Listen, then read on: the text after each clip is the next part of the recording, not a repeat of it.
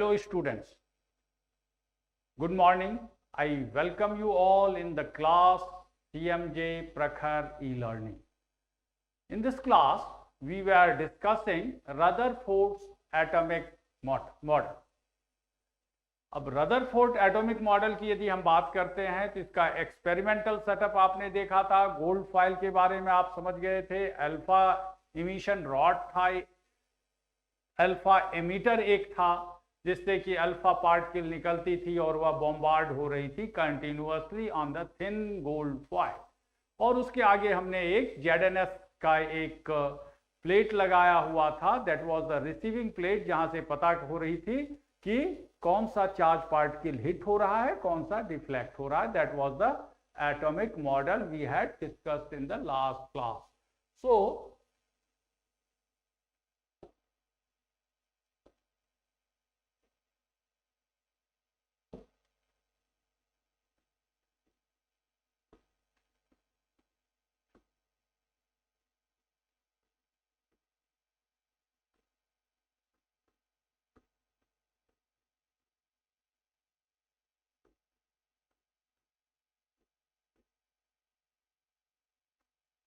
अब आज हम देखेंगे कि after that experiment what was the observation and what was its conclusion, what was the strength, where were the drawbacks lie, ये हम यहां पर स्टडी करेंगे. सबसे पहले जो अल्फा पार्टिकल बॉम्बार्ड कराया थिन गोल्ड फॉइल पर, तो ये देखा गया कि most of the alpha particle pass straight through gold foil. This was the first observation.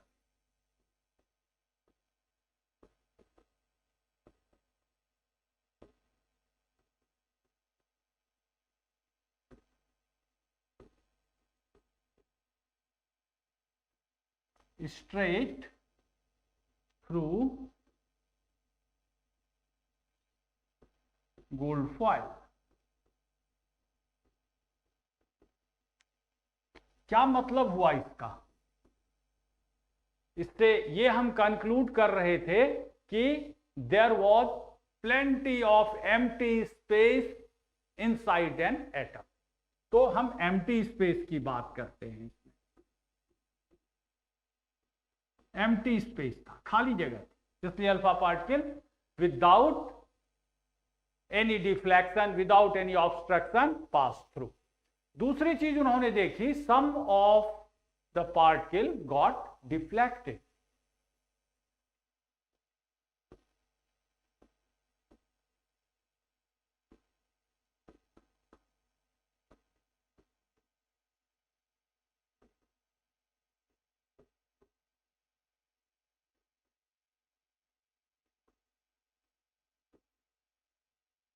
And third one was one out of 12,000 rebound. इन दोनों ऑब्जर्वेशन का कंक्लूजन उन्होंने क्लियर कट एक निकाला कि there is some obstruction, there is some charge inside the nucleus, that is in the centre.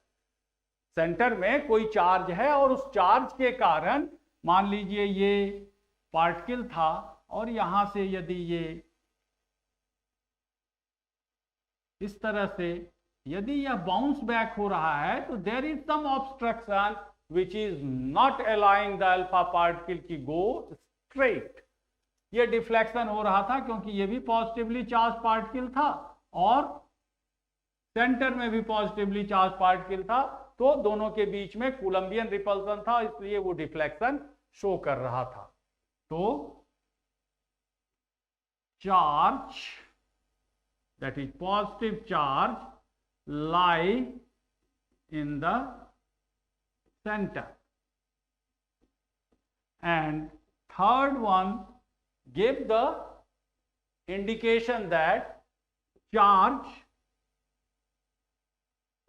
as well as mass lie in the center. तो nucleus की ये जो हाइपोथेसिस थी, न्यूक्लियस का ये जो एक उस समय मॉडल पेश किया गया, इसमें इन तीनों बातों को बहुत ही अच्छे से एक्सप्लेन किया गया, बहुत ही अच्छे से समझाया गया। अब यहां पर एक ध्यान देने वाली बात है कि चूंकि 12,000 particles passed away and one bounced back, कहने का मतलब कि सेंटर जो था, न्यूक्लियस जो था, वो बहुत ही स्मॉल था as compare to the size of the atom. Size of the nucleus was quite small as compared to the size of an atom। तो ये बातें एक्सपेरिमेंट के रिजल्ट से आई थी और इस मॉडल को उस समय वाइड एक्सेप्टेंस मिला, बहुत ही ज्यादा इससे लोगों ने एक्सेप्ट किया, बहुत ही ज्यादा ये साइंटिफिक माना गया और ये जो मॉडल था ये उस समय का बेस्ट मॉडल कहलाया। मुझे उम्मीद है ये बातें आप समझ रहे हैं और अब हम बात करेंगे न्यूक्लियस की और एक एटॉमिक मॉडल को हम यहां पर स्केच आउट भी करेंगे और इसे डिस्कस भी करेंगे।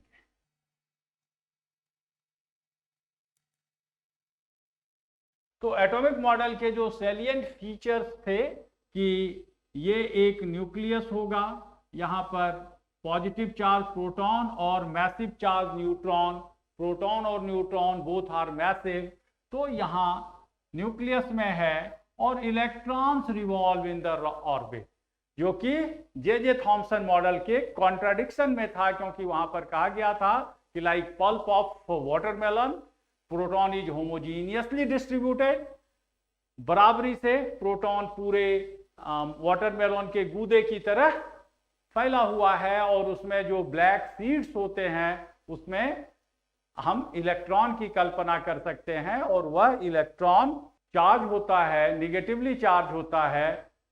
यह जे थॉम्सन ने कहा था, लेकिन यहां तो बात उल्टी हो गई, इलेक्ट्रॉन को इन्होंने एक रिवॉल्विंग पार्टिकल बता दिया और इसके लिए इन्होंने एक्सपेरिमेंटल सेटअप दिया और इसे प्रूव भी किया। लेकिन कालांतर में ड्यूरिंग कोर्स ऑफ टाइम ये बातें आई कि यदि यह इलेक्ट्रॉन रिवॉल्व कर रहा है, इलेक्ट्रॉन रिवॉल्व कर रहा है, तो इस रिवॉल्विंग इलेक्ट्रॉन को एनर्जी कहां से मिल रही है, और यदि एनर्जी नहीं मिल रही है तो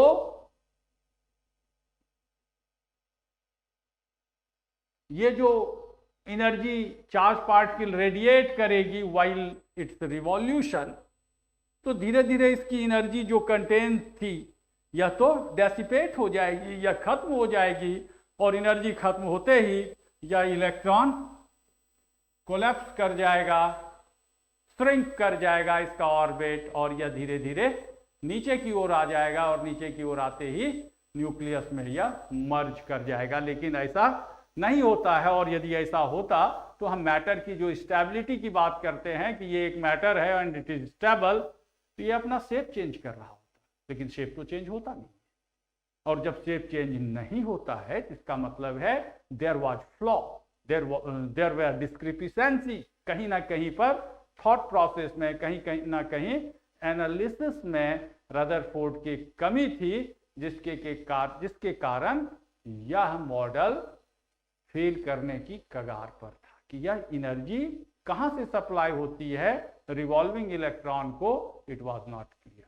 आई होप कि रदरफोर्ड मॉडल को आपने ठीक ढंग से समझा और इसे समझने के बाद आपने जो पहले भी सेटअप को देखा था, इस सेटअप के हिसाब से इलेक्ट्रॉन को कहाँ इम्बेड होना चाहिए या रिवॉल्व होना चाहिए यह क्लियर है।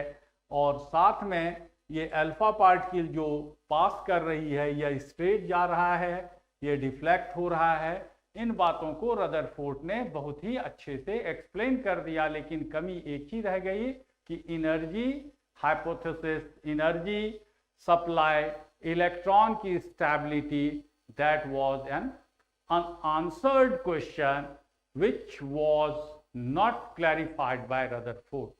I hope this lecture you understood.